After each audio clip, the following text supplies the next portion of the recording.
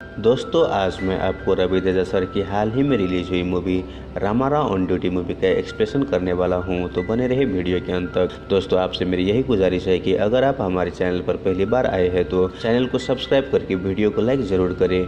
तो चलिए शुरू करते हैं आज के धमाकेदार वीडियो। मूवी की शुरुआत में हम रामाराव को देखते हैं, जो कि किसानों को हक दिलाने के लिए एक दंगे में उसका साथ देता है। यहाँ पर हमें यह पता चलता है कि रामाराव एक डिप्टी कलेक्टर होता है जो अपने काम को बहुत ही ईमानदारी से करता है।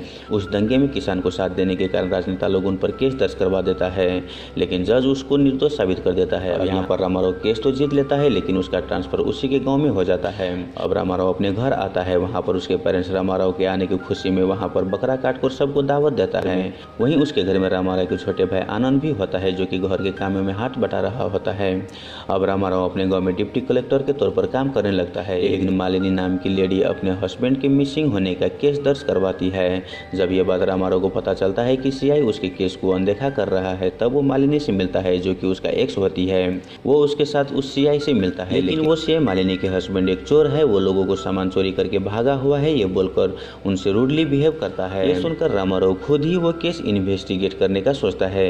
वो उस केस पर इन्वेस्टिगेट करने लगता है। उसी दौरान उसे ये पता चलता है कि इस मिसिंग केस के पीछे लाल चंदन का तस्करी हो रहा है, जिसमें बड़े बड़े लोग शामिल है। और तो और इस मामले में एक या दो नहीं बल्कि 20 लोग मिसिंग हो चुका है। वो इस केस पर और जानकारी पाने के लिए बेंगलोर जाता है, लेकिन ट्रेन के अंदर उस पर हमला हो जाता है, जिसमें उसके भाई भी शामिल होता है।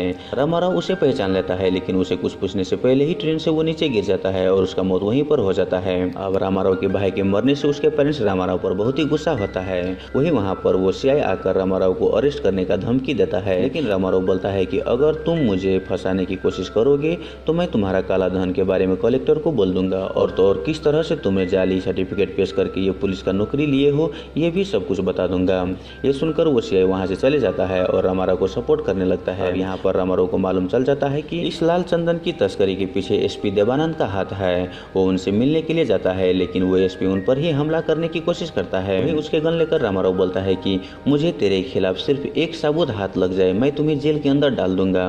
ये बोलकर वो वहाँ से चले जाता है। वहीं अगले दिन रामाराव के पिता के हार्ट अटैक से निधन हो जाता है, लेकिन रामाराव को शक होने लगता है। एक दिन वो अपने दोस्त से मिलने के लिए मार्केट जाता है, जहाँ पर उसके पुराने दोस्त कबीर मिलता है, लेकिन वहाँ पर उन पर अटैक हो जाता है। रामाराव उन सबको वहाँ से निकालकर उन गुंडों को धुलाई करने लगता है। वहाँ पर उसे एक बुजुर्ग मिलता है, जो रामाराव से बोलता है कि मेरा बेटा भी लाल चंदन के तस्करी में शामिल था और वो भी मिसिंग है। जब मैं उसे ढूंढने के लिए जंगल गया, तब मैंने एसपी को कुछ आदमियों को मारता देखा और 2 कंटेनर को दफनाते हुए भी देख लिया। यह सुनकर रामाराव को एसपी के खिलाफ सारे सबूत हाथ लग जाता है। वो सारे सबूत जमा करके कलेक्टर को सौंपते हुए बोलता है कि इन मिसिंग लोगों को एक रोड नाम के गैंग ने मारा है। इस गैंग में मेरा भाई आनंद भी शामिल था और उसका लीडर उसके दोस्त कबीर है, जो कि एक डॉक्टर है। इस स्मगलिंग का मास्टरमाइंड विराज है, जो कि बैंकॉक में रहकर अपने कामों का अंजाम दे रहा है। दरअसल विराज अपने 4000 टन के माल इंडिया से एक्सपोर्ट करने का जिम्मा एसपी को दिया था, लेकिन लालच में आकर एसपी सारे माल को कहीं दूर छुपा दिया और इस केस से जुड़े सारे आदमियों को अपने रोड गैंग द्वारा मरवा दिया, जिनमें मालिनी का पति भी था।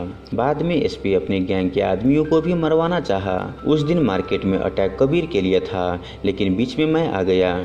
सारे जानकारी लेकर कलेक्टर सब दफनाए हुए लाशों को बाहर निकालता है। वही रामाराव कबीर के अड्डे पर जाता है। वहाँ पर कबीर बोलता है कि उस दिन मैंने तुम्हें मारने के लिए तेरा घर गया था, लेकिन तेरा बाप ने मुझे देख लिया, जिनके कारण मैंने उसे मार दिया, और आज तू खुद ही मेरे अड्डे पर आया है, तो आज जिंदा नहीं बचेगा।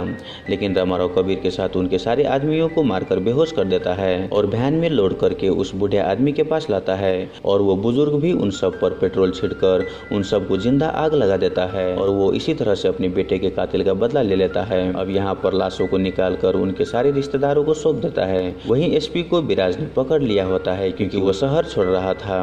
अब विराज को अपने मालों का पता लग चुका होता है और वो उस एसपी के पोस्ट पर उस सीआई को सौंप देता है, और साथ ही साथ विराज रामाराव को मारने के लिए आदमी भेज देता है। और इसी के साथ ये मूवी यहीं पर खत्म हो जाता है।